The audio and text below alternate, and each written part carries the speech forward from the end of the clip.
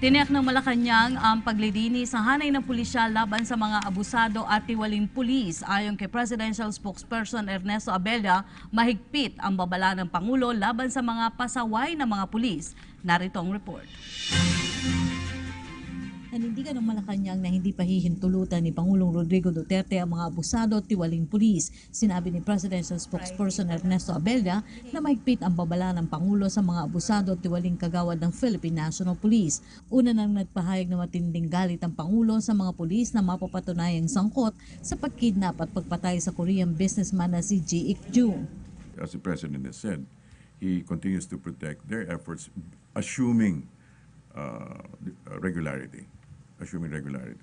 But it's running on parallel tracks, and the President has said that he will deal quite severely with those who are erring. Sagot ito ng Palacio sa tila negatibong impact ng pahayag ng Pangulo na susuportahan nito ang mga operasyon ng mga pulis, partikular na sa kampanya kontra iligal na droga.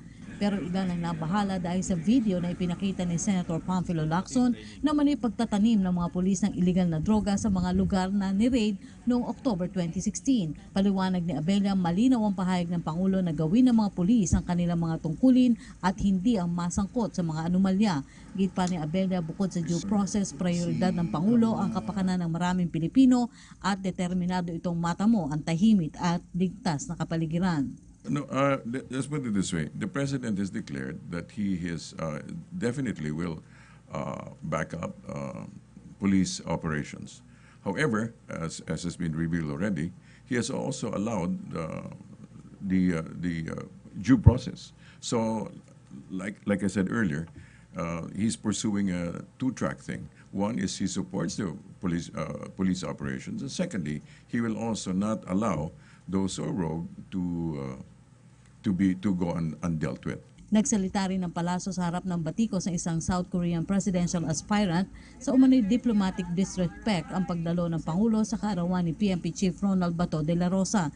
Bagamat naiintindihan ng Malacanang ang sentimiento nito, hindi rin anya nakapagtataka ang ganitong uri ng pahayag mula sa isang political aspirant. Well, we understand where the South Koreans are coming from. They feel deeply about it, and the President has also expressed his deepest and profoundest apologies. However, also, let us be cognizant of the fact that it's also being spoken by a political hopeful. So it may be nuanced by some. Para sa PTV News, Rocky Ignacio.